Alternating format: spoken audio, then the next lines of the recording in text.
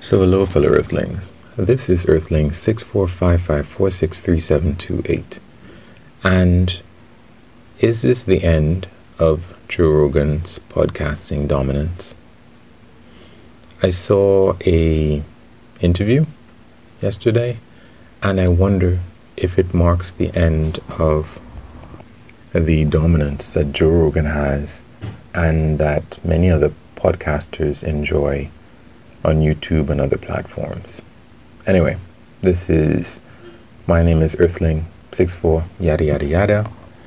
I'm a guy who got a 4-year tuition scholarship a million years ago, and I got some degrees out of it. I became a lieutenant in the reserves. That was interesting. Traveled to South Korea, Caracas, Venezuela, the Louvre. I wrote some computer programs that I'm proud of, and I lost a bunch of weight, kept it off, stopped smoking for a while. Not really a while, hopefully it's forever. And that's me for now. So, I saw John Stossel of 60 Minutes fame interviewing Edward Snowden on YouTube, and this was an unusual video. Maybe it's just unusual for me now, but it is a 2-hour and 41-minute video, which is by 60 Minutes standards in terms of what they actually release is long. I don't know any other way of saying it. That's really long. This is Joe Rogan podcast length. And to begin with, the length of the podcast was interesting. But what really touched me, struck me, was that here was 60 Minutes, this established normal media company that has its program on TV. Yeah, they've had their YouTube extension thing for a long time. I think it wasn't on YouTube all the time, but now it is. And so they don't have any limits anymore. They can extend this interview for as long as they want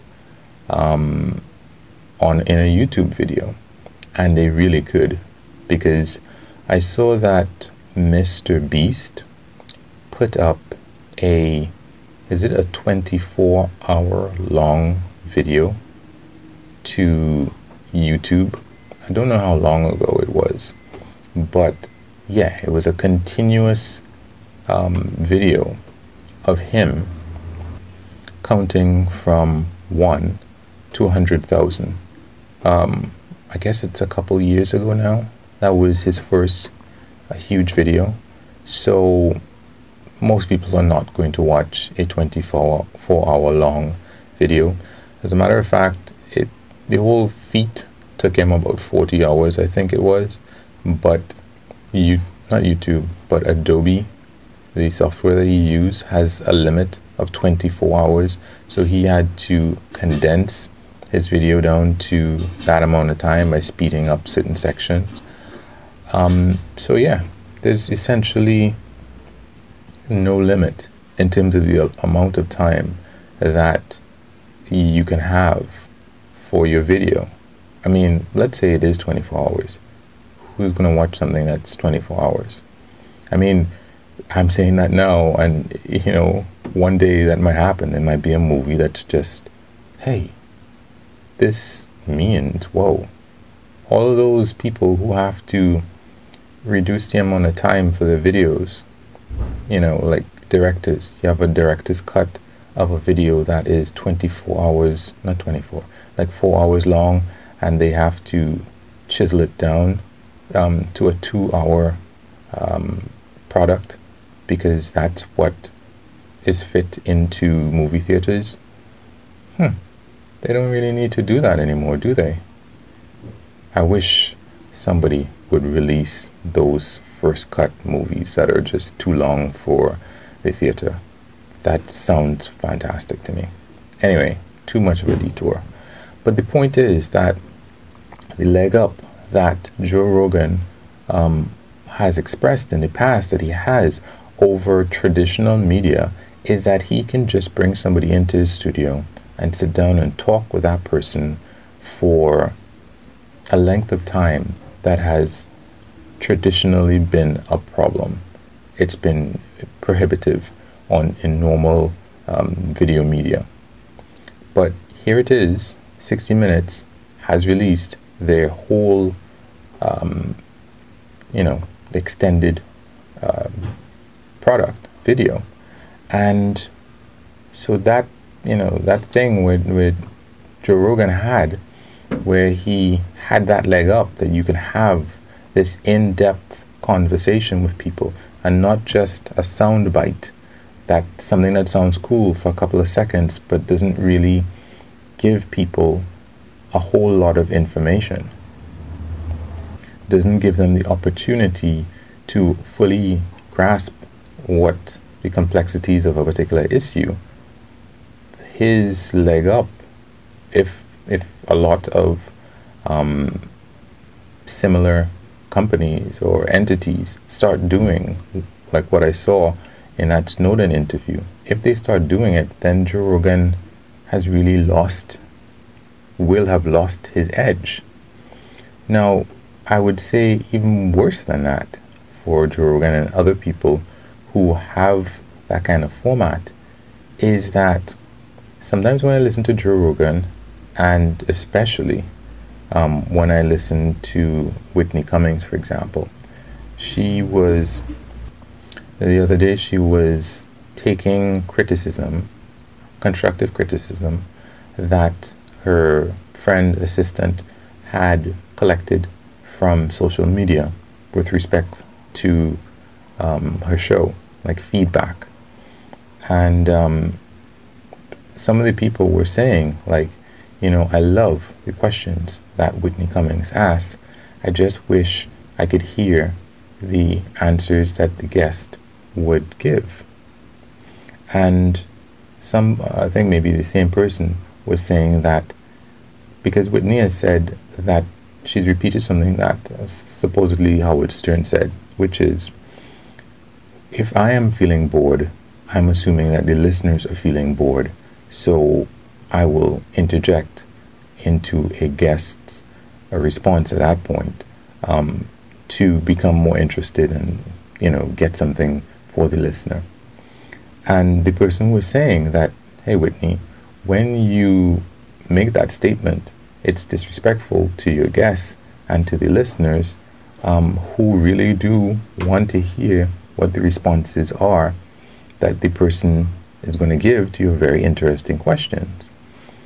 And I guess I haven't listened to Whitney in a while, but after going through and, praising the fact that she would listen to this criticism, I actually listened to the podcast that came after, and oh my God, the criticisms that they were given, and as Benson, her assistant, noted, maybe there were 400 comments when they asked for feedback, and that particular comment that said they would like to listen to the responses to the questions that Whitney asked, it had like 500 and something likes. It had more likes than there were comments in the thread, the response. So people clearly agreed. They also clearly agreed that if she would if she wanted to cancel certain words, she could cancel words like ancestry, words like DNA, like anything to do with neurology, and just basically the words that she would use over and over and over and over. And they were also saying they wanted to hear more about the guest and less about Whitney's life. And whoa, if after listening to that podcast I don't know what to I mean, when I listened to her podcast, I could see many instances. I mean, she gave the guests a lot of free reign to say whatever they wanted. Sometimes, most of the times, she cut them off before she was even finished asking the question. So she'd ask a question, pile up a bunch of questions, or they would just start saying, well, and she would come in with like, is this one of the answers that you would give, and give them like, multiple choice responses that they could choose, and then they wouldn't even get the opportunity to choose one of those things. It was a bloodbath in terms of, unfortunately, how, for want of a better word, unprofessional it was as an interviewer she was being. And the problem is that, as if there needed to be any additional problems, the problem is that, as Whitney stated, she is a comedian and she feels like she needs to entertain, I suppose, as opposed to just interviewing someone who's interesting. And I think one of the things that she does just makes the situation worse, where she says that a day before the podcast, she won't talk to anybody at all, in order to, I guess, make sure that she's excited to talk to this person. Yeah, well, unfortunately, she should be trying to encourage herself to listen, not to talk, because she is just butchering her show. And when I compare it to the interview that Edward Snowden had with John Stossel, it was night and day. John Stossel did not interject to cut off Snowden about anything. His questions were laser focused in terms of directly addressing the issues. Like, he asked Edward Snowden things like, okay, so Google has all my information, Facebook has all my information, all these different companies have my information. What is the big deal with the government having my information too? And Snowden essentially said, well, yeah, all of these places have your information, but they don't have all of your information. And that's the problem. The government can get information from Facebook, from Google, from Apple, from everybody, and correlate all of that information together in one spot. Google doesn't know what Facebook knows. Facebook doesn't know what Google knows. Neither of them know what Apple knows. And that's the problem. And I thought that was, wow, that is an amazing answer to the question.